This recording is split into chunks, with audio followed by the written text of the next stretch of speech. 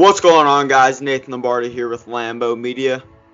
I'm Christian Bergman, former pitcher for the Seattle Mariners and Colorado Rockies. And welcome back to another episode of the Walk It Off podcast on Walk It Off Wednesday. And make sure you guys subscribe to our YouTube channel. Give us a thumbs up on this segment if you haven't already. And make sure to follow us on Instagram as well at walkitoff_podcast. The link will be in the description. And in this week's episode, we will later be joined by a very special guest. They're rather dominating. He's off to a very dominant start in this 2020 season. Braves' pitcher, Tyler Matzek.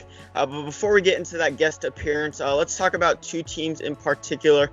One being the Colorado Rockies and the other being the Houston Astros. Let's kick it off with the Colorado Rockies and their dominance so far in this 2020 season. They're 12-5 so far. In the start of this 60-game 2020 season, being first in the NL West, above the Los Angeles Dodgers, who were projected to dominate the NL West. The Rockies weren't really projected to do this well and get off to this hot of a start, but like Christian and I have mentioned several times already in the past episodes, it's really anyone's game this season. And once you get hot and stay hot throughout the 60-game season, it's really going to benefit you. And really the big reason for the Rockies getting off to such a hot start in this 2020 season is because of two things in particular. It's really the Rockies pitching staff as a whole being a lot more consistent from last season.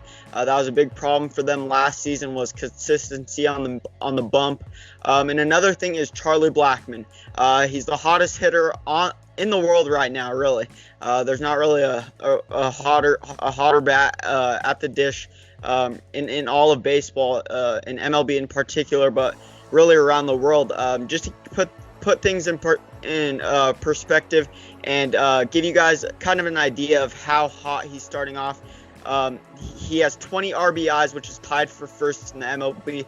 He's 34 for 68 and has a 500 batting average, obviously, which puts him in first for batting average. And his OPS, for those of you guys who don't know, is on base plus slugging percentage. He has a 1.248 slugging percentage, which puts him in first in the MLB. Christian, what are your thoughts about the Colorado Rockies and their hot start in this 2020 season?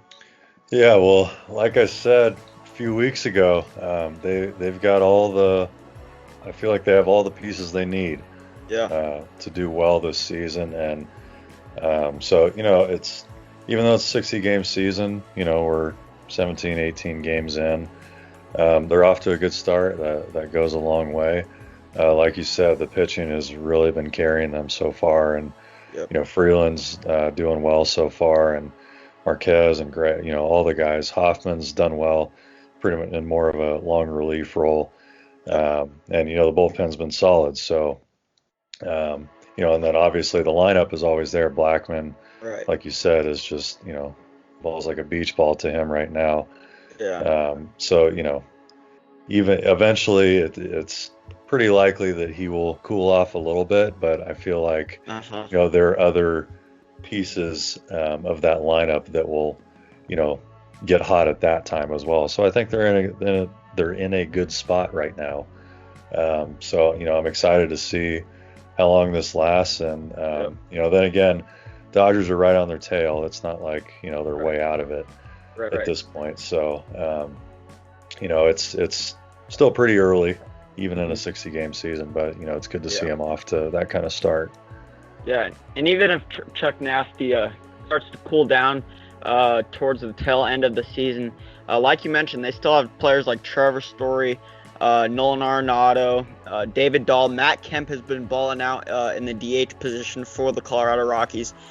1 through 9, they are stacked, and they're definitely using the DH position this season to their advantage. Obviously, that wasn't a thing that the NL could use before this season, but they're using it to their advantage hugely this season, with using David Dahl, Matt Kemp, players like that who can really benefit them by putting balls in the gaps and over the fence, and using the altitude to their advantage as well. Yeah, it's kind of interesting to see how NL teams adjusted to having the DH, adding a guy like Matt Kemp. They'll put him out in the outfield Yeah. Every once in a while, but to have his bat available pretty much every day if you want it, and obviously mixing and matching with guys like Dahl, like you said. So yeah, that's a big difference maker for a team like that who was already good offensively. Yeah. Well, most definitely. Now that we wrapped up talking about the Colorado Rockies' dominance in this start so far of this 2020 season, let's transition into the Houston Astros and their drama lately. If you guys don't know, which I'm sure most of you know, it's all because of the 2017 season, postseason in particular, the World Series versus the Dodgers. They were caught cheating using technology and hitting trash cans to alert hitters of what pitch was coming. If an off-speed pitch was coming or a fastball was coming, they'd alert their hitters and whoever was up, so they'd have an advantage. So players are definitely taking this into consideration during this 2020 season when facing the Houston Astros. One being Joe Kelly mocking Carlos Correa after striking him out when they recently played, and that led to the benches clearing. And another one being Raymond Liriano taking on the whole Astros' first base dugout, just sprinting from first base. If you guys haven't checked that out, I'll insert a clip right now. But those are two major cases. Christian, you probably obviously saw both of those. What are your thoughts on that? Well, they obviously have admitted, at least as much as they can to this point, that they were in the wrong by doing what they did. Eventually, I think everybody's just going to have to get over it. It is what it is. But, there's not a whole lot they can say. Right. Because, they did do something that was pretty bad. So, and they essentially got a slap on the wrist for it.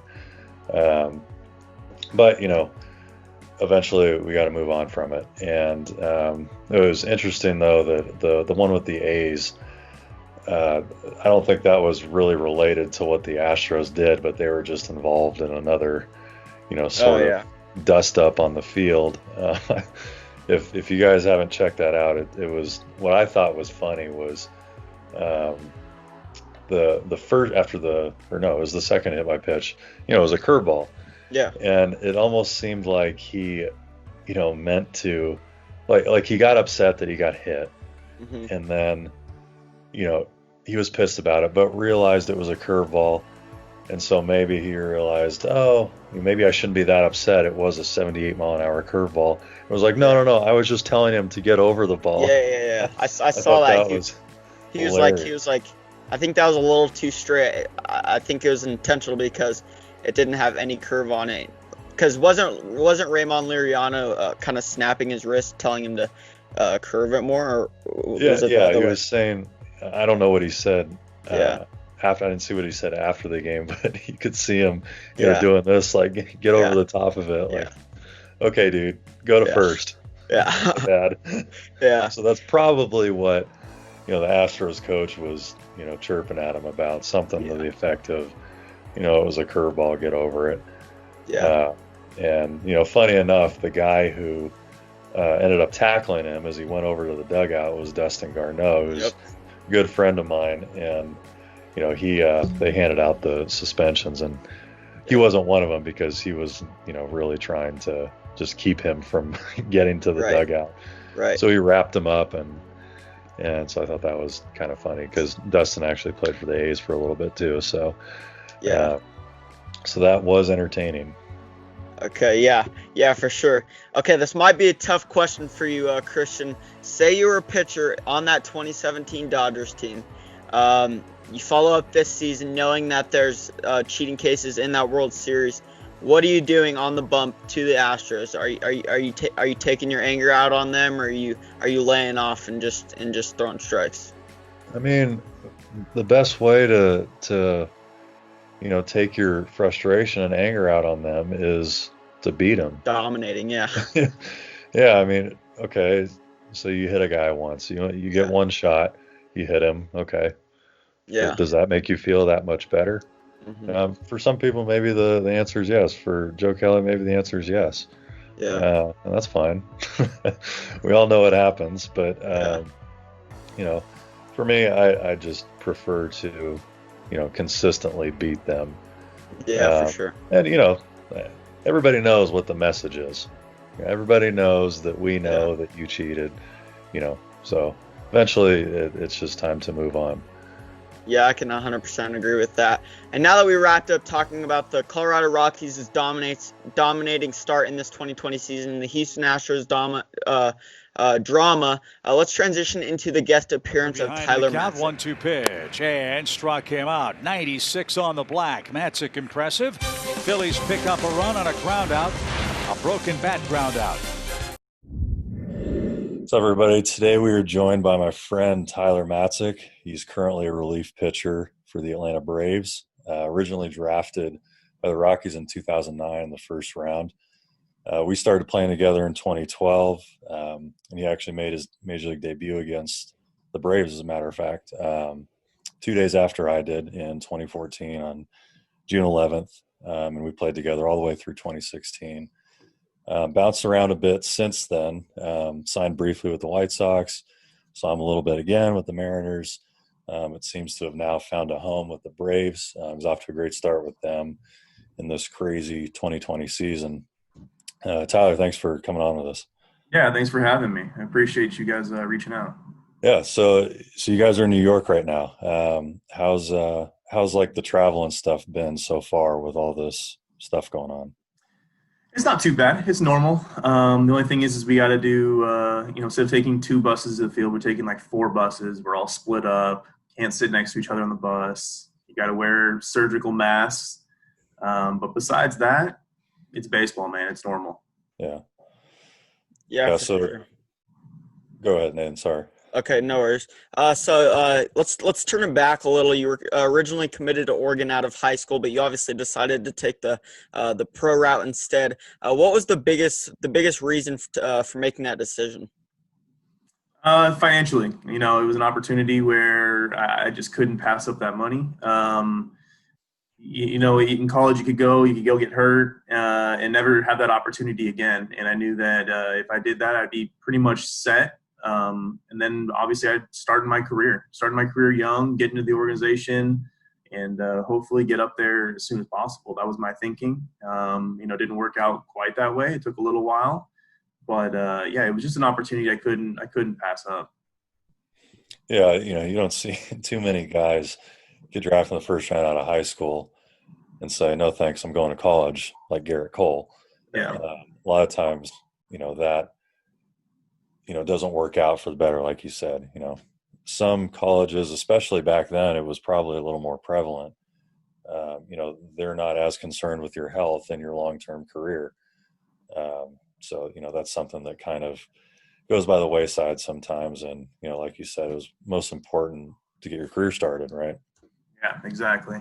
Yeah, I just didn't want to go to college, get abused. I wasn't too worried about it. I trusted the coaches up there at Oregon, but that's always a possibility. It's always, you're always running that risk of getting hurt or, just something bad happening. Just a freak accident, freak injury, and you lose that opportunity. Yeah. So talk about, I remember it, pretty vividly because it was my debut a couple days before. But I remember we went on a fishing trip on an off day in Colorado Springs, right? Yeah. And I remember, I think both of us were kind of in a similar place where it was like, the Rockies were kind of in a, almost a throwaway season, even in June. And unfortunately, yes. Yeah. We were both kind of thinking like, God, when's that day going to come? I don't think I've ever asked you this. Did you think that, what were you thinking when I went up? Did they tell you how soon did they tell you after that? Let's see. I think you pitched on the day that I came up, I believe so. Right. And I was just like, I'm looking at it just like you were. We're looking at who's going up, who's going down, who got hurt. And when you went up, I was like, dude, that's awesome. Like, I'm out of catch partner, but that's awesome. And then I was just like, my opportunity will come. And it just happened to come 2 days later. How did they tell you? I can't remember. So the way I found out was actually Nolan's dad texted me. He said, "Hey, congratulations." And I'm like, "What? No, that's not how it's supposed to go." AAA. And he's like, "Oh, shit." And I'm like, "Oh, okay." 3 minutes later, G calls me into the office, and he's like, "Hey, you're going up." So I'm like, heck yeah, let's go. And then, spent like 2 days up there, 3 days up there, just kind of, relaxing, hanging out, not really doing much. And then they're like, "Oh, you're starting." So, yeah, it was that's how I found out. I found out from Nolan's dad told me. Okay, so kind of the opposite of the other ones we've heard. We've heard a lot of, build up and, kind of crazy stories. And that was just like, oh, you're going up. Yeah, he just said, "Hey, congratulations." And I'm like, what? What's going on? Yeah, I remember you texted me. And I was like, you said something like, "Hey, can I get your scouting report?" I was like, what? Oh, nice. Did I say that? Yeah. Yeah, it was me back then, dude. Didn't even need that thing. Just go out there and throw the ball. So you had a special senior season of high school, pitching for a 0.97 ERA. How big of an impact do you think that had on your draft process out of high school? Obviously, it was a good thing, and we went and won the Southern section for California. And I want to say a lot of teams or a lot of, high school rankings and stuff had us ranked at number 1. And obviously when you're teams like that, you're getting a lot of attention. Right. So obviously that helped, coming from a big baseball area in Southern California, there's plenty of scouts out there. And then, just going out there and performing and doing what I did, I was able to, get some draft stock going up. And, I was just fortunate enough that, I was in a good place with a good team, and scouts were coming out to the games. Yeah. So you guys competed for a CIF championship that year. What do you think was so special about that team? Do you think it was more of a skill set thing, or was it a chemistry, or was it kind of both meshing together? I think it was both. So a lot of us had played Little League and stuff together from the age, when we were kids, and there was probably, I want to say like 8 or 9 of us that had played together like that, coming up, playing all-stars together and working our way all the way up through youth baseball, up into high school. And then just a couple other pieces that came together from some other areas that came to the high school. And we were able to, put together a really, really good team. So I think it was the chemistry of us all being good friends growing up, and then we were all just growing together as baseball players, and we can kind of, on the field, we kind of knew what we were all doing, without even having to talk about it. Yeah. Did you pitch in the championship game? I did. I pitched. So. Of course you did. Yeah, but I didn't. You're blowing 98 by high school. I came in relief. I pitched the game before to get to the championship game, and with the innings limit or whatever. Yeah.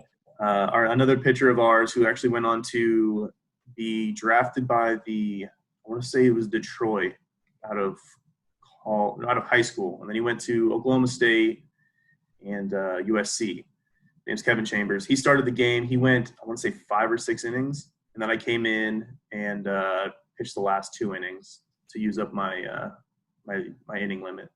Nice. Also hit a home run in that game. The only run scored. Oh, geez. Here we go. Yep. Believe it. It was the, what was that? Bottom of the fifth, and we were the home team. So hit the home run, and then went out there. I went strikeout, walk, strikeout to end the game. Nice. Yeah, good player. It was a true Tyler Matzek inning for sure. Is that at Dodger Stadium? No, that was at Angel Stadium. Okay, yeah. Yeah, they go back and forth every year between Dodger Stadium and Angel Stadium. Out of the 4 years, was that your most memorable high school season as a whole? Absolutely. I mean, our high school were pretty good, and I didn't play varsity until my junior year. And when it was my junior year, I only pitched that year. Actually wasn't able to get on the field. It was Kyle Hendricks was a senior. He was a year before me, so he was the ace of the team, and then I was the number 2 as a junior. And then he went on to Dartmouth and went and did his thing, and I was able to actually get on the field and pitch and play the field. Nice. So, are you still taking BP or anything? I'm not, but Walt's here, and I told him, "Hey, Walt, I want to be a two-way guy." Oh, geez. Right? And then so one of the coaches was like, "Well, I got to see you hit first." And I was like, "Go ask Walt. I can hit." Walt's like, "Yeah, he can swing it." So I got that going for me. That's good, right? Well, I got to give you credit. I do remember a game in Nashville. I'm sure you know exactly which game I'm talking about. Oh, yeah, I do. That was with Colorado Springs. It was a freezing night at it was the old Nashville Stadium. The last year they were there, I think. Yep. And the old Nashville Stadium was just this graveyard, especially at night and especially when it was cold. So Tyler here, I think you threw was it a complete game? I don't know if it was a complete game. It was like 5 or I don't think it was 6 or 7 innings. It was late. It was at least 7. Yeah, I went late into the game. Yeah, and we ended up winning that game 1-0, and the sum of our offense was contained in Tyler's bat. He hit an opposite field home run. It was a wall scraper, but opposite field nonetheless. The thing is, I mean, yeah. So the wall there, they got one wall here and one wall here, and there's a gap. Yeah. Hit it over this wall, it's a home run.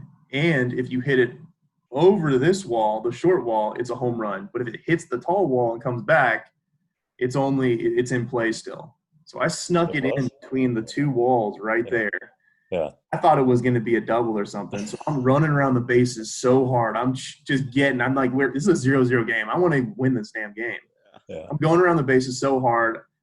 I come into second, like, all right, and I stop and I'm standing there and they're like, home run. I'm like, what? It went through the fence. And I was like, okay, cool. So I just jog all the way home and yeah, I go in. You went, hey, what was that pitch? And I was like, I was just gonna fastball. He's like, no, it was like a bad slider. And I was like, really? Okay, that's the only reason why I was timed up on the thing.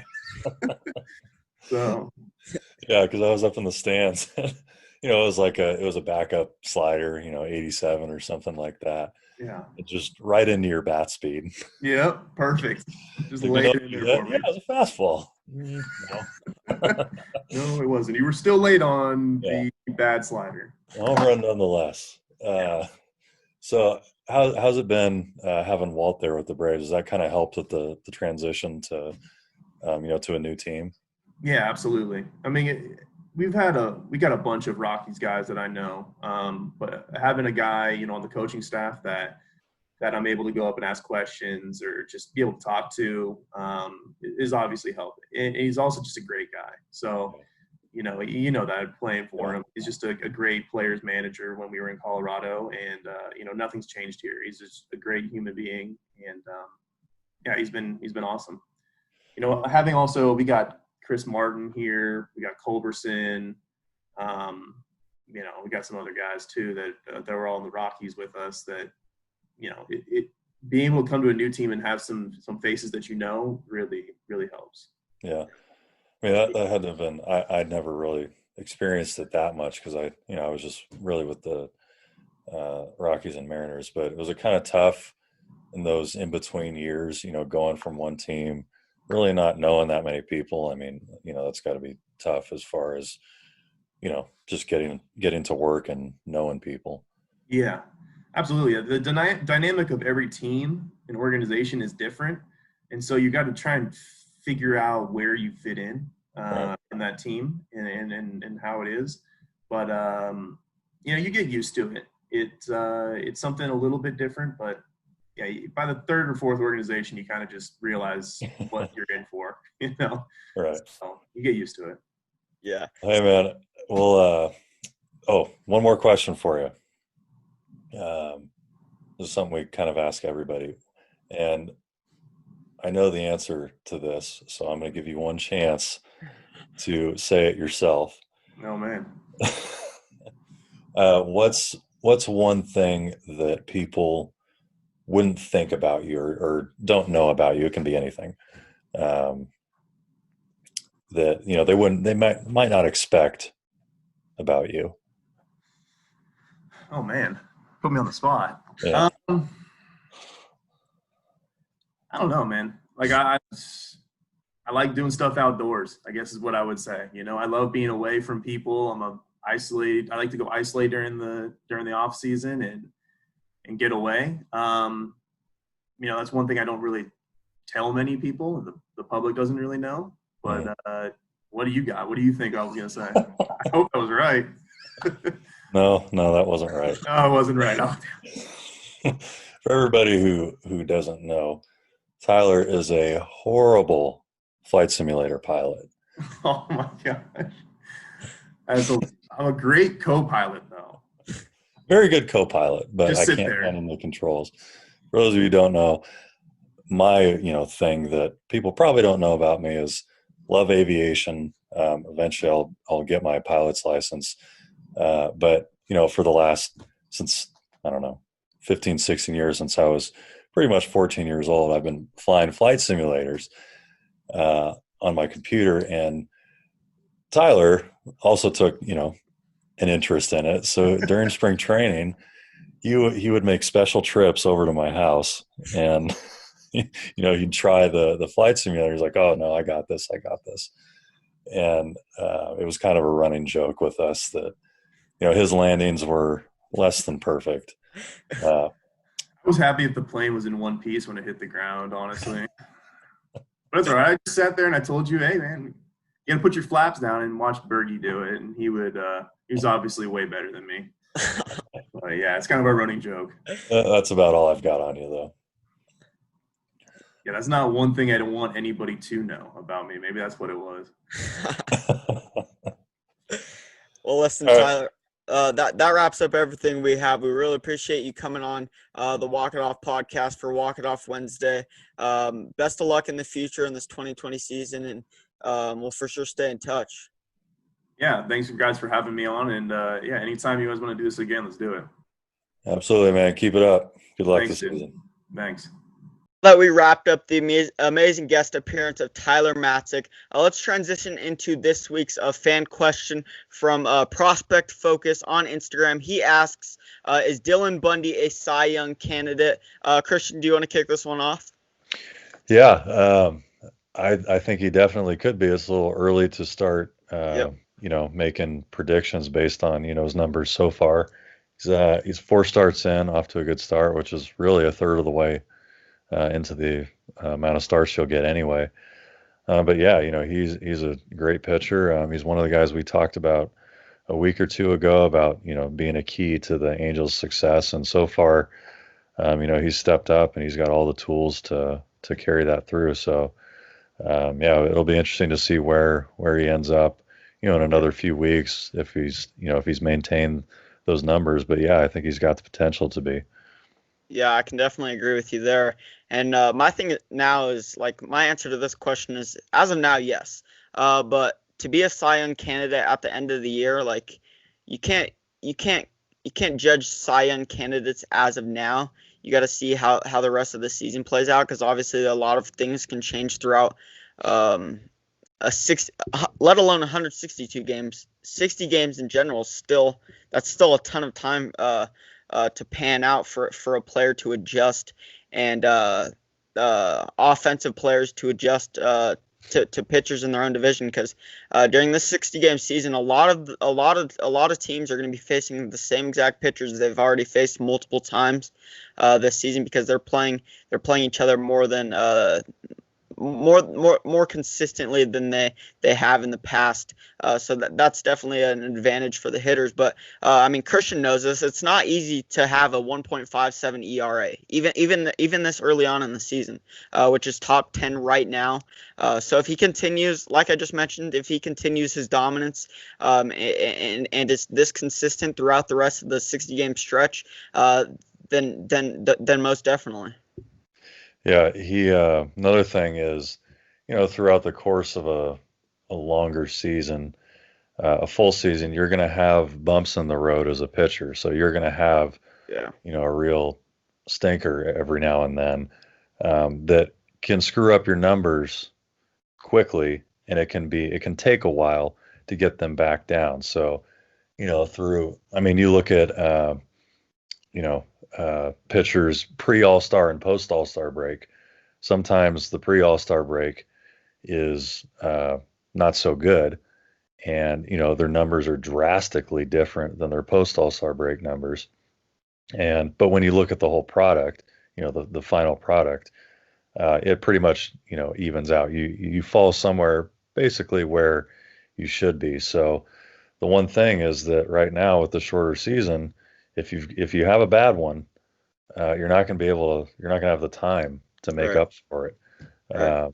So it goes both ways. Yes, it's easier to carry a hot streak through a longer season, but it's also much harder to make up for it if you do have a bad one. So that's one thing to keep an eye on. Yeah, for sure. So yeah, I just think it's all about consistency throughout the season. Even if he faces a bump throughout the 60-game season, it's all about bouncing back and putting that behind you and just letting it go.